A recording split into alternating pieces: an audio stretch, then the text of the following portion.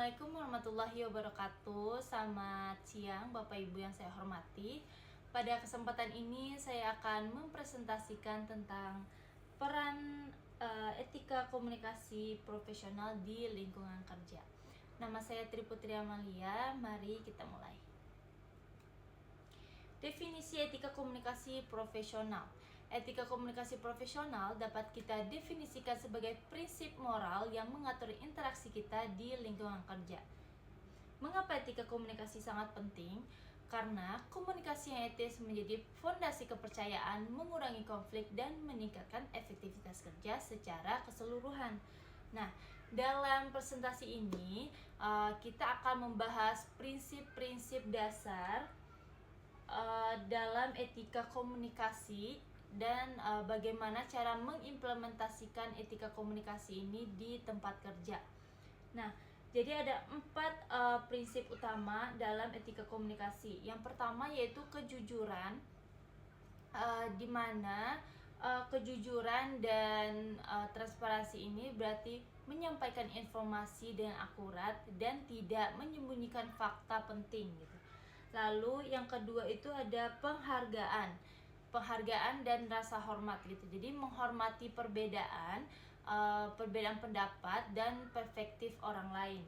Lalu yang ketiga ada kerahasiaan, di mana kerahasiaan informasi ini kita harus menjaga informasi sensitif dan tidak membagikannya tanpa izin. Lalu yang terakhir yaitu ada akurasi informasi, di mana kita memastikan data dan informasi yang kita sampaikan telah diverifikasi kebenarannya. Nah, selanjutnya yaitu tantangan era digital. Nah, di era digital ini kita menghadapi berbagai macam tantangan baru dalam komunikasi etis. Nah, yaitu email dan media sosial itu sering menghilang konteks nonverbal yang penting, sehingga pesan yang disampaikan itu bisa disalahartikan. Misalkan kita ngirim sebuah email singkat tanpa salam gitu, itu bisa terkesan kasar gitu, padahal kan kita tuh cuman pengen efisien aja kayak gitu. Ternyata itu salah ya. Terus ada tantangan berikutnya yaitu ada privacy data, di mana privacy data ini bagaimana cara kita menjaga keamanan informasi perusahaan di platform digital yang rentan gitu.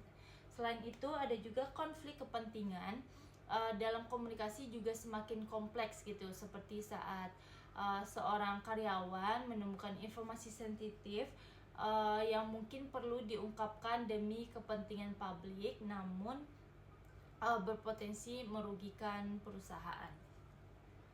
Selanjutnya, nah jadi saya punya studi kasus. Jadi mantan pekerjaan saya yang dulu itu, perusahaan saya yang dulu itu mengalami kebocoran informasi internal, di mana perusahaan saya ini dulu mengalami kebocoran dokumen strategi bisnis yang berisi informasi sensitif gitu tentang rencana restrukturisasinya seseorang.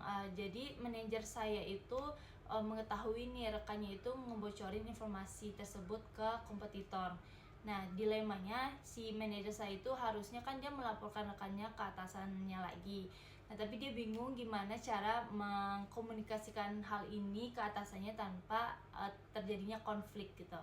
Nah, dari kasus inilah saya belajar gimana pentingnya memiliki protokol komunikasi yang jelas untuk situasi krisis dan pentingnya memisahkan fakta dari asumsi ketika mengkomunikasikan masalah sensitif gitu. Terus bagaimana sih cara kita mengimplementasikan etika komunikasi di tempat kerja? Yang pertama yaitu kebijakan komunikasi. Perusahaan itu perlu mengembangkan kebijakan komunikasi yang etis dan jelas, tertulis dan disosialisasikan ke seluruh karyawan. Lalu yang kedua ada pelatihan, di mana kesadaran etika secara berkala seperti workshop tentang komunikasi inklusif atau manajemen konflik. Lalu yang ketiga yaitu menyediakan mekanisme pelaporan. Jadi menyediakan mekanisme pelaporan pelanggaran etika yang aman dan terlindungi, sehingga karyawan itu nggak takut lagi untuk mengungkapkan masalah etis yang mereka temui gitu. Terus dampak etika komunikasi. Nah, ketika etika komunikasi ini kita terapkan dengan baik, dampaknya itu sangat signifikan. Yang pertama kita rasakan pasti itu kepercayaan, di mana sesama rekan kerja kita menjadi meningkat gitu, atau memungkinkan kita dalam berkolaborasinya lebih efektif. Lalu riset juga menunjukkan bahwa organisasi dengan tingkat kepercayaan tinggi memiliki produktivitas 50% lebih tinggi dibandingkan dengan organisasi dengan tingkat kepercayaan rendah gitu. Yang kedua, efisiensi kerja meningkat karena berkurangnya konflik dan kesalahpahaman. Dan tidak kalah penting lagi yaitu reputasi perusahaan dan personal branding karyawan menjadi lebih kuat di mata stockholder eksternal gitu. Terus lanjut apa lagi, kesimpulannya. Nah, jadi dari kesimpulan yang saya sudah sampaikan tadi, etika komunikasi profesional itu bukan sekedar formalitas, melainkan kebutuhan esensial dalam lingkungan kerja modern. Nah, prinsip kejujuran, penghargaan kerahasiaan, dan akurasi harus menjadi paduan kita sehari-hari gitu. Nah, dengan mengatasi tantangan era digital dan mengimplementasikan strategi yang tepat, kita dapat menciptakan budaya komunikasi yang etis dan efektif. Nah, ingatlah bahwa setiap interaksi adalah kesempatan untuk membangun kepercayaan dan profesionalisme. Terus, etika komunikasi itu bukan pilihan, melainkan keharusan. Jadi, sekian presentasi yang dapat saya sampaikan. Mungkin yang ini saja yang dapat saya sampaikan. Terima kasih. Assalamualaikum warahmatullahi wabarakatuh.